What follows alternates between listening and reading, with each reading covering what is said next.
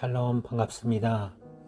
하나님이 원하신 기도, 하원 기도에 오신 것을 환영합니다. 지난 시간까지 우리는 사람이 하나님의 형상으로 만들어졌으며 고결한 존재였음을 알았습니다. 그러나 타락으로 인해서 비참한 상태와 사망의 저주를 받아 살게 되었다는 사실도 알게 되었습니다. 만일 여기서 우리의 생명이 끝이라면 우리에게는 아무런 소망이 없을 것입니다. 그러나 하나님께서는 사람을 위해 구원의 길을 열어주셨습니다. 그 길은 오직 유일한 구원자, 오직 한 분 예수 그리스도입니다. 질문을 드리겠습니다. 만약 내가 오늘 이 세상을 떠나 천국문에 이르렀을 때에 예수님께서 내가 너를 천국에 들어오게 할 이유가 무엇이냐고 물으신다면 대답을 어떻게 하시겠습니까? 사람마다 조금씩 답은 다르겠지만 대답해야 할 정답은 있습니다. 정답은 다 아실 것입니다. 이 정답을 꼭 기억해야 합니다. 계속 이야기를 이어가 보겠습니다. 사람의 유일한 구원과 위로 예수 그리스도입니다. 예수께서 이르시되 내가 곧 길이요 진리요 생명이니 나로 말미암지 않고는 아버지께로 올 자가 없느니라. 예수님께서 요한복음 14장 6절에 말씀하고 있습니다. 예수님은 스스로 내가 구원의 길이다, 진리다, 나를 믿어야 생명으로 인도된다고 합니다. 예수님 말고 세상의 어떤 신도 이런 말을 한 적이 없습니다. 예수님은 길입니다. 진리입니다. 생명입니다. 이 말씀을 꼭 기억합시다. 다른 이로서는 구원을 받을 수 없나니 천하 사람 중에 구원을 받을 만한 다른 이름을 우리에게 주신 일이 없음이라. 사도행전 4장 12절에 기록된 누가의 기록을 보더라도 하나님께서는 예수님 외에 구원을 할 다른 일을 주신 일이 없음을 말합니다. 그러나 아이러니하게도 세상에는 자신이 구원자라 말하는 사람들이 너무 많이 있습니다. 자칭 예수가 세계 곳곳에 있습니다. 미혹되지 않도록 주의해야 할 것입니다. 하나님은 한 분이시요 또 하나님과 사람 사이의 중보자도 한 분이시니 곧 사람이신 그리스도 예수라.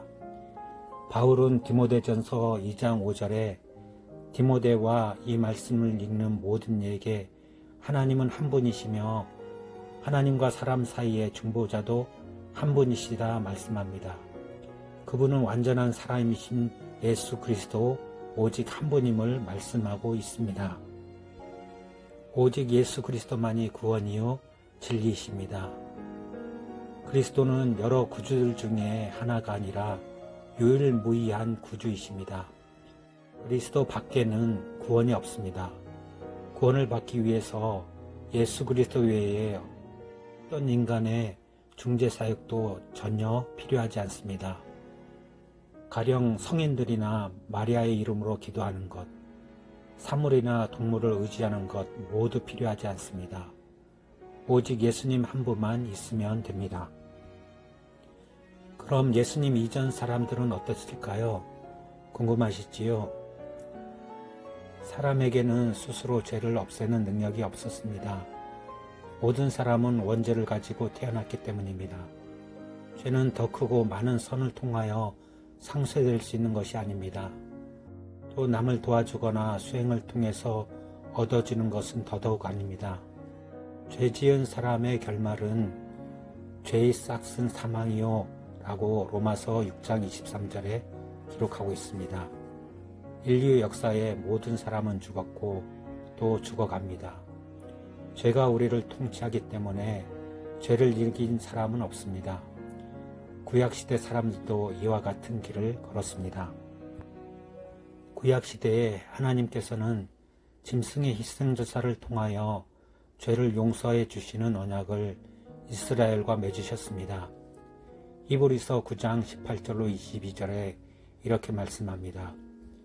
이러므로 첫 언약도 피 없이 세운 것이 아니니 모세가 율법대로 모든 계명을 온 백성에게 말란 후에 송아지와 염소의 피 및 물과 붉은 양털과 우슬초를 취하여 그 두루마리와 온 백성에게 뿌리며 이르되 이는 하나님이 너에게 명하신 언약의 피라 하고 또 이와 같이 피를 장막과 섬기는 일에 쓰는 모든 그릇에 뿌렸느니라. 율법을 따라 거의 모든 물건이 피로써 정결하게 되나니 피 흘림이 없은즉 사함이 없느니라. 하나님은 피로 언약을 세우셨습니다. 송아지의 피, 염소의 피, 양의 피를 통해 그를 사해 주시겠다고 알려주셨습니다. 구약의 백성들은 절기를 따라 형편에 따라 자신의 죄를 용서받기 위해 짐승을 데리고 제사장 앞에 섰습니다. 예식을 따라 피를 뿌리고 용서를 받았습니다. 하나님은 피 흘림을 통해 사람 자신에게 있던 죄를 용서해 주셨습니다. 그리고 하나님은 단번에 피 흘림의 사건을 통해 모든 사람의 죄를 용서하시기로 결정하셨습니다. 그러나 구약의 희생제사는 온전한 것이 아니었습니다. 히브리서 10장 1절로 10절에 이렇게 말씀합니다. 율법은 장차 올 좋은 일의 그림자일 뿐이요 참 형상이 아니므로 해마다 드리는 같은 제사로는 나아오는 자들을 언제나 온전하게 할 수 없느니라. 그러나 이 제사들에는 해마다 죄를 기억하게 하는 것이 있나니 이는 황소와 염소의 피가 능히 죄를 없이 하지 못함이라. 위에 말씀하기를 주께서는 제사와 예물과 번제와 속죄제는 원하지도 아니하고 기뻐하지도 아니하신다 하셨고 이는 다 율법을 따라 드리는 것이라. 그 위에 말씀하시기를 보시옵소서 내가 하나님의 뜻을 행하러 왔나이다 하셨으니 그 첫째 것을 폐하심은 둘째 것을 세우려 하심이라. 이 뜻을 따라 예수 그리스도의 몸을 단벌에 들이심으로 말미암아 우리가 거룩함을 얻었느니라. 하나님은 율법을 통해 참 형상의 모습을 말씀해 주셨습니다. 구약의 희생제사는 죄를 기억하게 하기 위함이었습니다. 구약의 제사는 사람의 죄를 완전히 사할 수 있는 것이 아니었습니다. 하나님은 계획하고 계셨습니다. 단 한 번에 드리는 희생제사 말입니다. 그 일은 바로 십자가의 사건입니다. 예수님은 사람의 죄를 사하기 위해 십자가에서 물과 피를 쏟으셨습니다. 예수님의 생명을 드림으로 죽을 수밖에 없었던 우리를 구원하시고 거룩하게 하셨습니다. 하나님은 우리 인간을 위해 독생자 예수님을 희생하셨던 것입니다. 우리는 이 일을 꼭 기억해야 합니다. 기도하겠습니다. 우리의 죄를 사하시는 하나님, 우리의 구원자 되신 하나님, 그분을 찬양합니다. 죽을 수밖에 없는 우리를 위해 독생자 예수님을 허락해 주셔서 감사합니다. 십자가의 사건은 놀라운 사건입니다. 우리의 죄로 인해 사망의 음침한 골짜기를 가야 하는 우리를 구원하시기 위해 그 아들을 내어 주셨습니다. 그리고 무거운 십자가를 지셨습니다. 십자가 위에서 물과 피를 흘리셨습니다. 주님, 이 큰 은혜를 어찌 잊겠습니까? 꼭 기억하며 살겠습니다. 오직 예수님 한 분만 붙들고 가겠습니다.